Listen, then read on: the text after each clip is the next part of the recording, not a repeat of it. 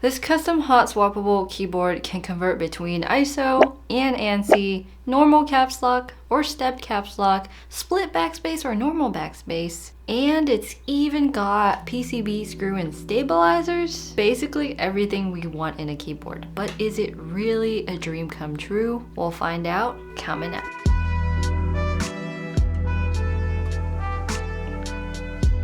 Alright, today we'll be looking at the Caps Unlock CU65 hot swappable 65% mechanical keyboard. We'll check this keyboard out, talk about the build process, what comes in the box, how it sounds and feels, all that great stuff. And hopefully this helps you decide whether you want to join this group buy or not. The CU65 is basically one of the most versatile keyboards that I've seen on the market so far, but for $180, that price is a little steep for what you get. In the box, you can see that there are a lot of moving pieces. You've got your foot bar that you attach to the bottom to raise the incline of the board. If not for that, it would be a completely flat board. You've got two rubber strips that make up the rubber feet so that you're not sliding side to side.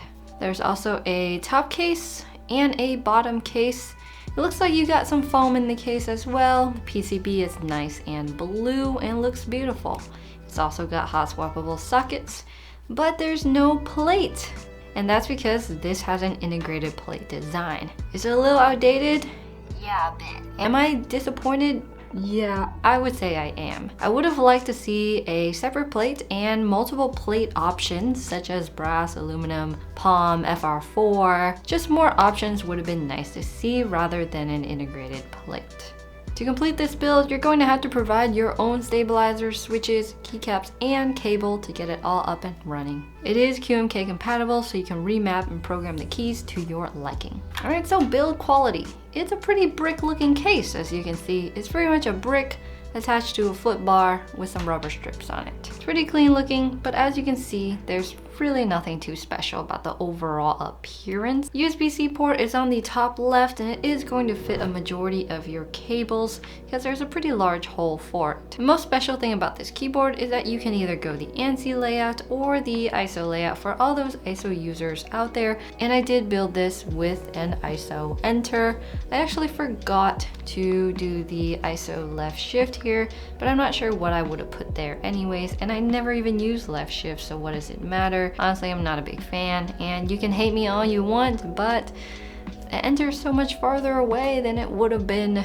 But I'm really glad this keyboard is catering to many ISO users because they do make up the majority of the world after all. And they did that on a hot swap board, so that must have taken a lot of planning to really make that PCB work, but all that work looked like it went into the PCB and not really the overall case design and the overall experience of it. You can decide to do a standard bottom row or not, depending on what you want. And it is hot swap, so you can experiment with whatever you want. I could switch this back to ANSI. I would have to take it apart and move my stabilizers, but I could do that easily without desoldering anything. The back case is a little bit thin. For this build, I used lubed Everglide stabilizers, Durock 62 gram linear smoky switches, and EPBT cyan and white cherry profile keycaps. The overall build sounds really thocky, but a little bit hollow.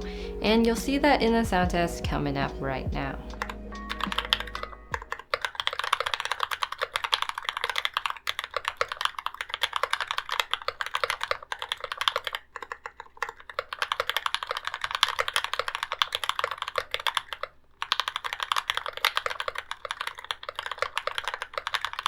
Alright, so it did sound a little bit hollow, and there's a lot of things that can contribute to that. The rubber feet on the back here are a little bit sketchy.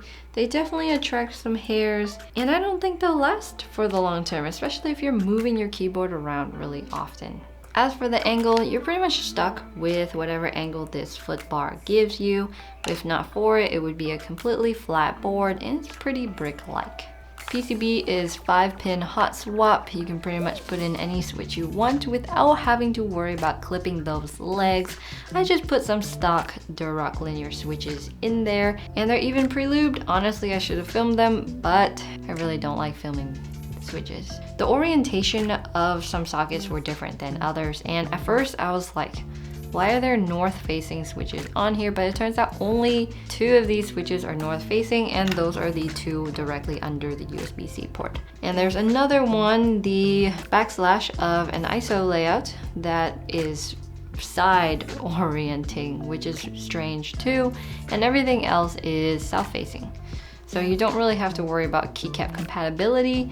Just know that there's a lot of things going on here, and that's how it's able to do its transformations through different layouts. Overall, putting this together took me about 2 hours, even with all my screw-ups, and trust me, there were a lot of screw-ups.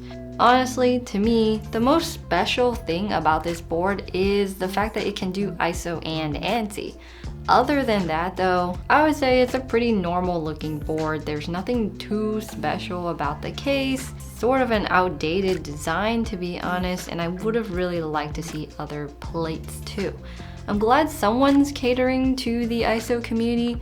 I would have liked to see this just be ISO and then really put more time into the case design and the way it sounds and just the overall experience of it. I think the board's really trying to do too much. Why cater to all these different things when you can specialize in one and do it really well? Of course, for people that do want to try everything and every layout, this isn't a bad option. It works well, it's durable, it's hot swap. There's a nice blocker here on the right side if you like that. USB-C port. It's not bad. I think it could have just been done better. This keyboard is an absolute transformer. If you've never tried stepped caps lock or split backspace or ISO, you can try all of that on one PCB and one build, and that's really cool. That's really amazing. It's a great experimental board. I see it more as a stepping stone board to really experiment and try things. Although if that were the case, it probably would have allowed you to try different plate materials too. So overall, it's just a confusing build with what it gives you. I think it's more for experimenting with different layouts. Yeah, the sound isn't exactly how I would like it, but that's all preference. It's up to you. If you want to check out the details to this group buy, I'll link it down below and you can check that out. If you enjoyed this video and want to support us at Switch and Click, consider checking out our Patreon page. I do behind the scenes unboxings of new things that we get that aren't under embargo. There's a Patreon only Discord channel. There's Q&As, live streams, things like that. So check that out if you want to support us. Other than that, thank you so much for watching, and I'll see you in the next one.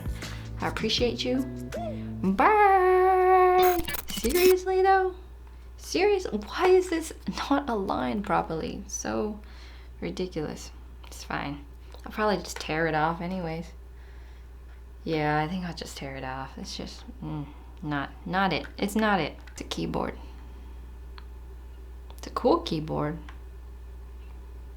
It's not what I want in a keyboard. But it's a keyboard.